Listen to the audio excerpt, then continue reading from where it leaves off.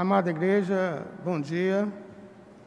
Como parte integrante deste culto, que somente a Deus é devido, este é um momento de edificação, crescimento e conhecimento da palavra. E para tanto, eu convido a amada igreja a colocar-se de pé, abrir as suas Bíblias. Nós vamos fazer a leitura alternada do livro de Atos, capítulo 8.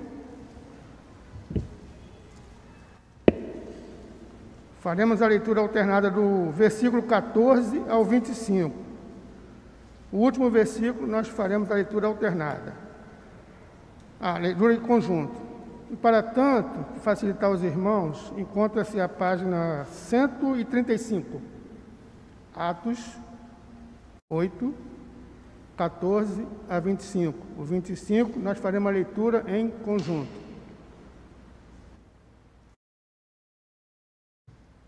Pedro e João em Samaria. Ouvindo os apóstolos que estavam em Jerusalém, que Samaria recebera a palavra de Deus, enviaram-lhe Pedro e João, os quais, descendo para lá, oraram por eles para que recebessem o Espírito Santo. Porquanto não havia ainda descido sobre nenhum deles, mas somente haviam sido batizados em nome do Senhor Jesus. Então lhes impunham as mãos e recebiam estes o Espírito Santo. Vendo, porém, Simão que, pelo fato de imporem os apóstolos as mãos, era concedido o Espírito Santo, ofereceu-lhes dinheiro, propondo: concedei-me também a mim este poder, para que aqueles sobre quem eu impuser as mãos receba o Espírito Santo. Pedro, porém, lhe respondeu: o teu dinheiro seja contigo para a perdição, pois julgaste adquirir por meio dele o dom de Deus. Não tem parte nem sorte neste ministério, porque o teu coração não é reto diante de Deus. Arrepende-te, pois, da tua maldade, roga ao Senhor. Talvez te seja perdoado o intento do coração. Pois vejo que estais em fel de amargura e laço de iniquidade. Respondendo, porém, Simão lhes pediu: rogai vós por mim ao Senhor, para que nada do que disseste sobrevenha a mim. Todos. Eles, porém, havendo testificado e falado a palavra do Senhor, voltaram para Jerusalém e enviaram muitas aldeias dos samaritanos. A igreja pode assentar. Quero convidar os amados a permanecerem com a Bíblia aberta, como nós normalmente fazemos aos domingos, para nós pensarmos na Palavra de Deus. Página 135 do Novo Testamento, livro de Atos, no capítulo 8, versos do 14 ao 25. Deixe sua Bíblia aberta aí. Eu não sei se você sabe o que é uma patrulha. Patrulha é um termo militar. Os militares presentes aqui já devem ter ouvido falar de patrulha. Patrulha é uma força com valor e com composição diversa, destacada para cumprir uma determinada missão. Isto é uma patrulha. A patrulha pode ter 10 homens, 15 homens, 20 homens ou um pouco menos. Uma patrulha pode ser de combate, ela pode ser de reconhecimento, ou ainda a missão pode ser de combate e de reconhecimento. O que importa dizer é que uma patrulha é um grupo destinado a uma missão específica. E antes de este grupo sair para cumprir a missão da patrulha, eles passam por um momento, por uma instrução chamada ordem à patrulha. Somente aqueles que são ou foram de infantaria sabem do que estou falando. Então, a ordem à patrulha, o comandante reúne estes militares que têm que cumprir uma missão e passa então a pormenorizadamente explicar para aqueles homens o que é a sua missão, como cumprir a sua missão. Então, na ordem a patrulha, o comandante fala da situação. Forças amigas, forças inimigas, quais são as características, seja das forças amigas, seja das forças inimigas. O comandante passa para eles a missão, especificamente. Olha, a missão é fazer o reconhecimento, a missão é ter contato com o inimigo. E esta missão nunca é dada pelo comandante da patrulha. Essa missão é dada pelo órgão superior, sempre. Depois de falar da missão, é falado a respeito da execução, como fazer. Depois sobre logística, alimento, suprimento, água. Depois, inevitavelmente, se fala sobre comunicações, senha, contrassenha, frequência de rádio e coisas desse tipo. De modo que a ordem à patrulha é uma instrução pormenorizada para aquele grupo de militares, para que eles sejam capazes de cumprir a missão para a qual foram convocados. O texto que nós lemos registra os samaritanos recebendo o Evangelho por parte da Igreja do Senhor. E uma vez que estes irmãos de Samaria começam a ser evangelizados, e ouvindo isto, a Igreja de Jerusalém, por meio dos apóstolos, destaca uma patrulha de reconhecimento para que eles estivessem lá em Samaria e vissem o que estava a acontecer. Pedro e João são enviados a Samaria para saber o que lá estava acontecendo.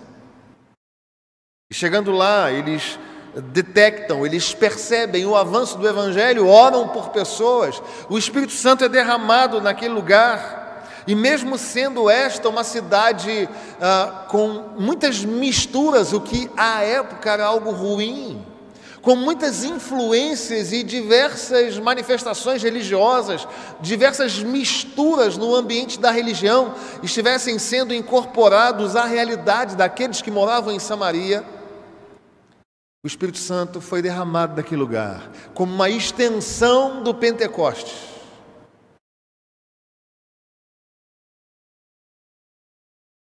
É certo também que há um fato em que Simão, o mágico que se convertera, fraqueja na fé e chega para Pedro e João e fala: quanto que custa para eu poder operar essas orações de modo que as pessoas sejam abençoadas? Quanto custa?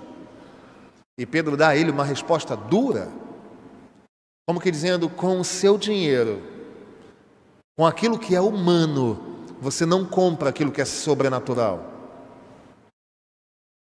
A igreja chegou a Samaria, tendo chegado antes a Jerusalém, e pouco depois, já em Atos 16, ela chega aos confins da terra, cumprindo exatamente a missão que fora dada pelo Senhor no livro de Atos, no capítulo 1, no verso 8. Mas recebereis poder ao descer sobre vós o Espírito Santo, e sereis minhas testemunhas, tanto em Jerusalém, como em toda a Galileia, Judeia e Samaria, até os confins da terra. Exatamente a missão que fora entregada à igreja estava sendo cumprida. O Evangelho já tinha chegado a Jerusalém e agora estava em Samaria. O texto, então, diante do qual nós estamos, chama a atenção para o fato de que nós estamos em uma missão. Todos nós, chamados para sermos servos do Senhor, temos uma missão. Quando nós somos alocados nas nossas profissões, quando nós estamos no ambiente da universidade, quando nós estamos no ambiente da vizinhança, em que pese nós estarmos num contexto adverso, a nossa missão não muda. Assim como uma patrulha que é lançada no terreno para cumprir uma missão, a patrulha tem a sua missão. Assim como a igreja também tem. E eu gostaria de compartilhar com os irmãos a respeito da missão de Deus comunicada a nós. Não sei se os irmãos lembram, mas naquele momento em que o comandante da patrulha instrui a patrulha, naquilo que se chama ordem à patrulha, a missão quem dá é o superior. A missão não é o pastor que dá para você, assim como a missão não é o comandante da patrulha que comunica à patrulha. A missão quem dá é o escalão superior. A nossa missão quem deu foi o Senhor. A missão não é a missão da igreja, a missão é de Deus.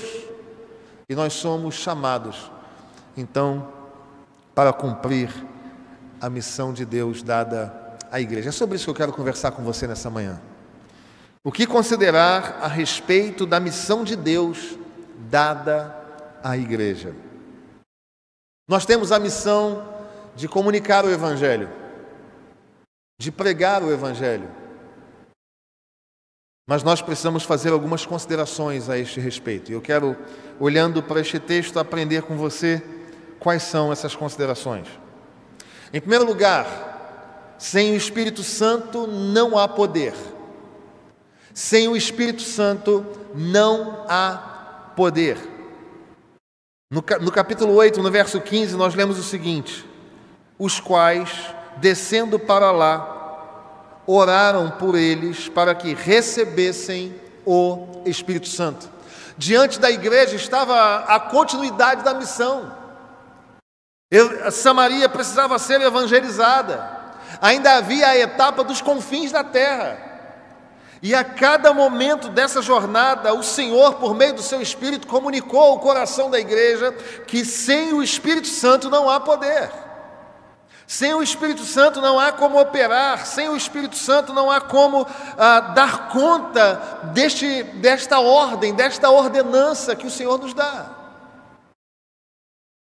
É óbvio que nós precisamos de organização, é óbvio que nós precisamos de planejamento, é óbvio que nós precisamos de estratégia, é óbvio que nós precisamos de curso de evangelismo e de coisas desse tipo, mas tudo isto é secundário, porque o que é prioritário para o cumprimento da missão da igreja é o revestimento do Espírito Santo. Todos nós sabemos que existem nos Estados Unidos, no Canadá, na Europa, igrejas chamadas de igrejas mortas. É com muita tristeza que nós constatamos que países que outrora enviavam missionários, agora precisam que nós enviemos missionários para lá. E que templos bonitos e suntuosos não são capazes de manter viva a chama do Evangelho. Porque existem templos nesses locais em que falei, bonitos e suntuosos, que hoje são pubs, são bares. Porque talvez tenham se envolvido com aquilo que é secundário e achado que o que é secundário passa a ser prioritário. Não, irmãos. O que faz a nossa igreja permanecer com as portas abertas, viva, com uma palavra eficaz, é o fato de nós sermos revestidos pelo Espírito Santo de Deus. Já existem livros e mais livros, literaturas e mais literaturas reformadas, tradicionais, presbiterianas, falando do Deus esquecido. Porque nós não temos dificuldade de falar do Deus Criador, onipotente. Nós não temos dificuldade de falar do Deus Redentor, Salvador, que foi para a cruz, mas vai falar do Espírito Santo, a gente fica meio que, será? Sem o Espírito Santo não há poder, irmãos. Sem o Espírito Santo a igreja morre. Sem o Espírito Santo não há vida na igreja, na sua casa, na minha vida, é impossível. A pergunta que fica é possível a igreja ser revestida do poder hoje para o cumprimento da sua missão? É possível sermos revigorados pelo poder do alto? É possível sermos tomados de uma profunda convicção de pecado e de uma intensa sede de Deus? Sim, é possível. Ao longo da história isso aconteceu um sem número de vezes. Quando os crentes se reuniram em oração, coração quebrantado, confissão de pecados, mudança de vida, o Senhor os revestiu para a expansão do reino, para a proclamação do reino. Foi assim na igreja de Jerusalém, a qual nós estamos vendo. E chega posteriormente a Samaria, e chega posteriormente aos confins da terra. Foi assim com os valdenses, foi assim com a reforma protestante, foi assim com os morávios, foi assim com os puritanos, foi assim com todos os avivamentos da história. Seja o avivamento que motivou e que incendiou o coração de Simonton, seja o avivamento do país de Gales e tantos outros, é assim. O Senhor reveste a igreja com o poder do alto para cumprir a sua missão. Mas recebereis poder. A igreja não realiza a grande comissão com seus próprios recursos. Escute isso, catedral. Nós somos uma igreja histórica. Nós louvamos a Deus por isso. Se o Senhor não voltar até dia 12 de janeiro, nós vamos completar 160 anos de Brasil. Louvado e engrandecido seja o nome do Senhor. Mas a nossa história não compra o poder de Deus. Podemos ser abastados, podemos ter recursos deste mundo, mas o poder do Espírito Santo não é algo que pode ser adquirido por bens ou por méritos nossos. Sem o Espírito Santo não há poder. E nós precisamos redescobrir a nossa vida de oração, irmãos. Nós precisamos redescobrir os joelhos dobrados. Nós precisamos redescobrir o coração quebrantado. Nós precisamos redescobrir confissão de pecados. Nós precisamos redescobrir mudança de vida, a fim de que sejamos revestidos do alto para o cumprimento da nossa missão. Sem o Espírito Santo não há poder. Mas em segundo lugar, sem poder não há como testemunhar. Sem o Espírito Santo não há poder, mas sem poder não há como testemunhar.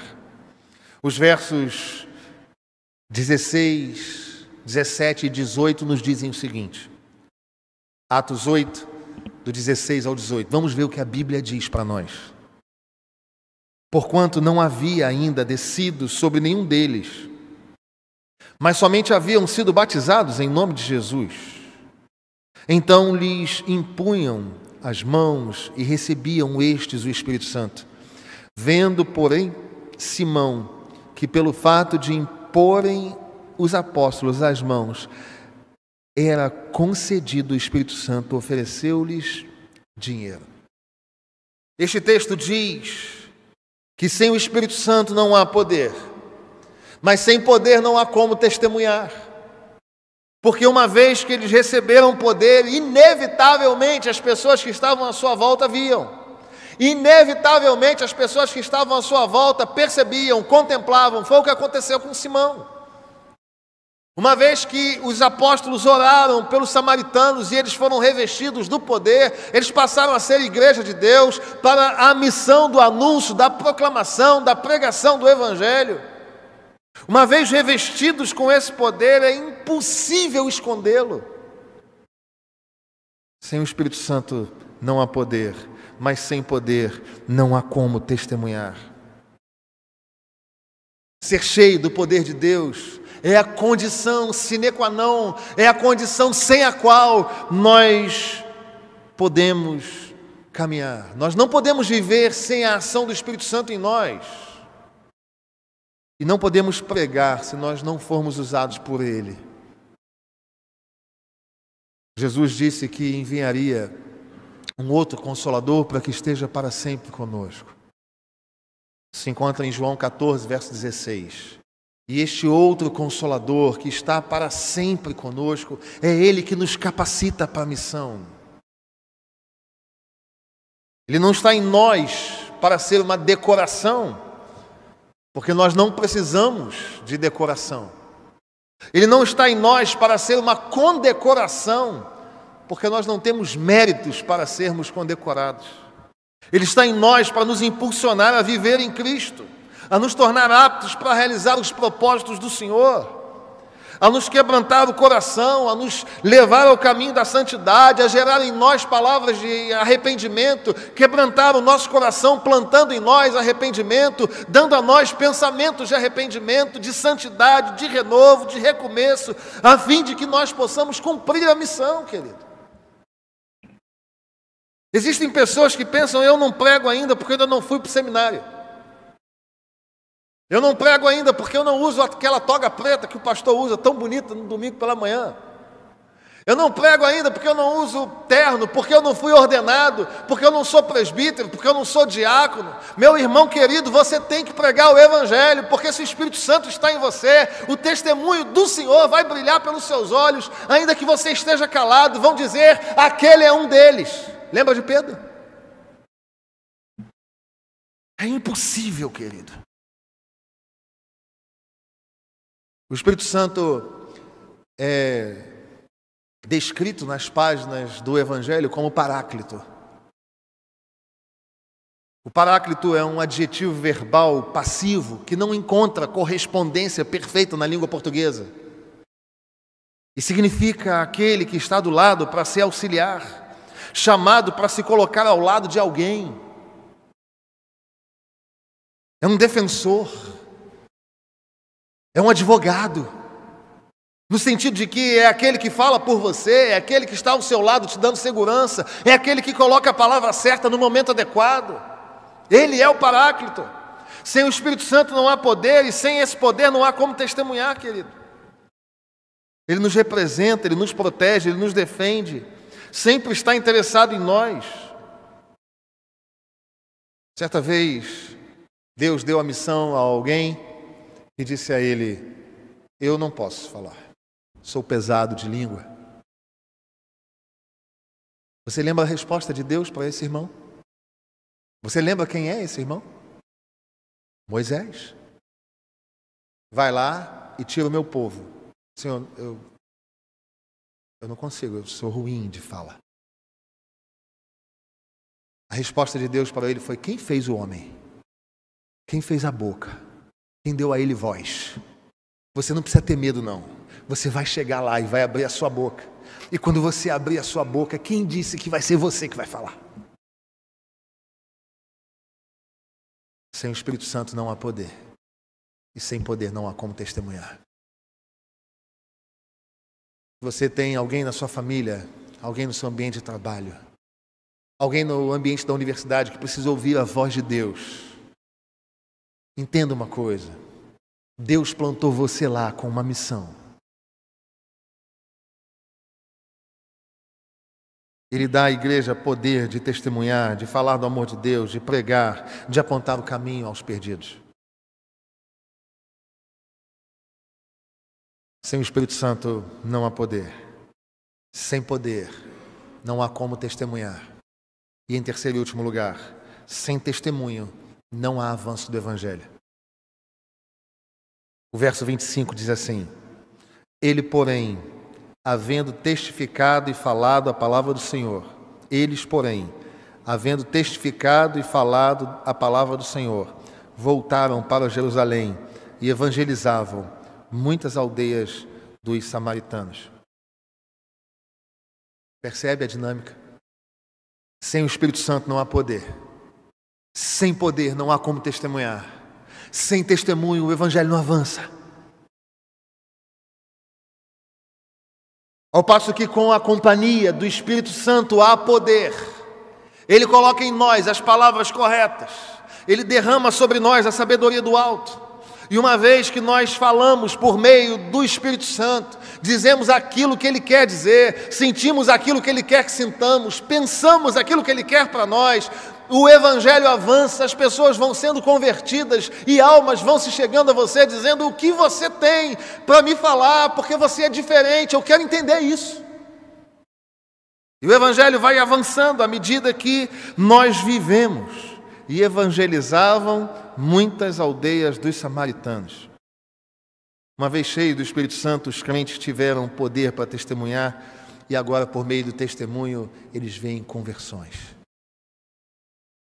Independentemente do contexto, porque Samaria era complexa, seja religiosamente, seja socialmente, mas ainda assim, independente do contexto, quem dá a palavra certa é o Espírito Santo.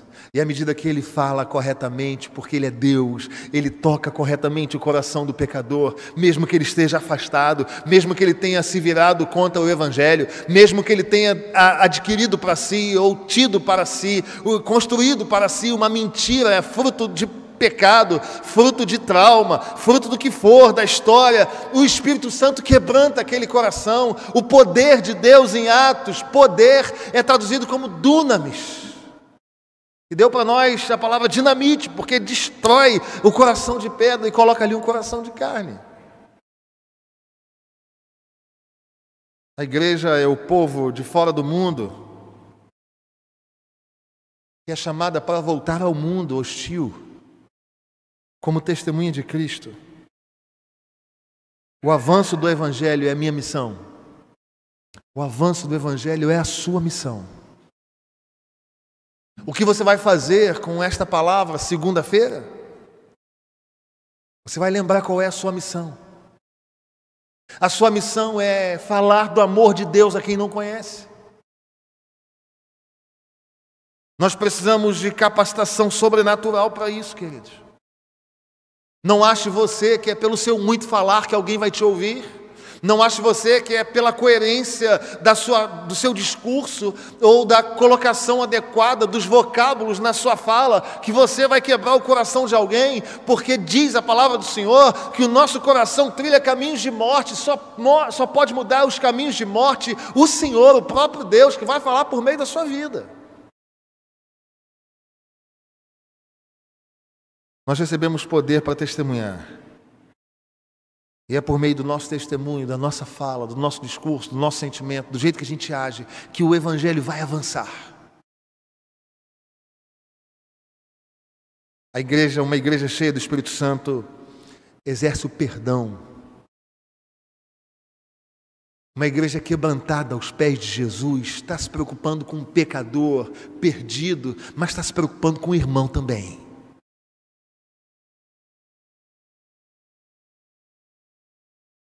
Em vez de criar muros, constrói pontes. E quando alguém de fora estiver aqui conosco, alguém que veio para conhecer a fé, quando eles olharem para nós, a nossa vida falará.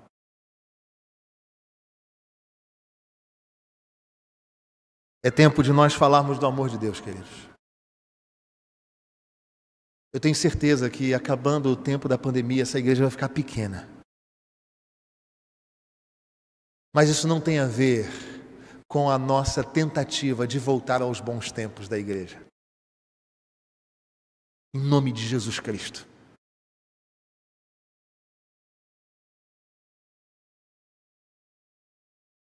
Nós queremos que essa igreja esteja abarrotada de gente, porque à medida que essa igreja estiver abarrotada de gente, uma quantidade sem número de pessoas vai ouvir o Evangelho. E o Senhor vai acrescentando dia a dia os que vão sendo salvos. E o nome do Senhor vai sendo glorificado. E a igreja vai avançando. E as portas do inferno não vão prevalecer contra a igreja até o dia do nosso encontro com o nosso comandante. É tempo de você falar do amor de Deus, querido. E falar do amor de Deus tem a ver com palavras, mas tem a ver com olhares. Tem a ver com gestos. Tem a ver com abraços. Tem a ver com testemunho de vida. É tempo de você convidar seus amigos para estarem conosco. É tempo de você entregar uma Bíblia de presente. É tempo de você comprar um livro que fala do amor de Deus e entregar como lembrança de aniversário. É tempo de ser diferente, igreja. É tempo de testemunhar o Evangelho. O cenário em que nós estamos é complexo. Ouso dizer que talvez mais complexo do que Samaria. A guerra na alma, na mente e nas relações está instaurada.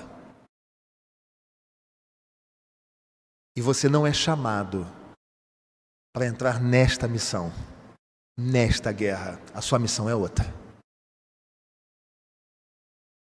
Quando houver duas pessoas se engalfinhando, dizendo, não falo nunca mais com você, mas você é meu irmão, você é meu pai, não quero saber, não quero mais falar com você, porque você é da linha ou da linha... Você vai entrar ali com uma palavra de paz. Você vai entrar ali com uma palavra de Deus, de união, de unidade, de amor em Cristo e de aceitar as diferenças. Você não é chamado com outra missão que não pregar o Evangelho do Senhor.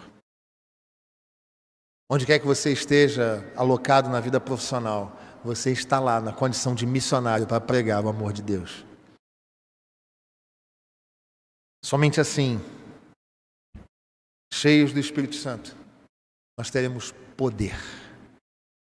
E uma vez dotados deste poder, nós vamos testemunhar. E uma vez testemunhando, o Evangelho do Senhor vai sendo pregado. Almas vão sendo rendidas aos pés do Senhor. E nós, Igreja de Deus, vamos nos alegrar, porque no dia da volta do Senhor, muitos destes que foram alvos do amor de Deus por meio da nossa vida, vão ladear a nossa estada na eternidade. Seja alentado com esta certeza, seja alentado com esta verdade e viva esta verdade. O que você vai fazer com essa palavra amanhã? Fale do amor de Deus para ela. Na terça, da mesma forma. Viva para a glória de Deus e para a expansão do Evangelho. Que seja assim em nome de Jesus. Amém. Nós vamos orar nesse momento. E nesse tempo de oração, nós vamos pedir, dentre outras coisas, para que nós sejamos revestidos do poder do alto. Para que Ele quebrante o nosso coração. Para que nós sejamos uma igreja viva, transformada, com relacionamentos diferentes. Para que a nossa vida fale, para que o nosso discurso seja coerente com a nossa vida. E para que pessoas se rendam aos pés do Senhor.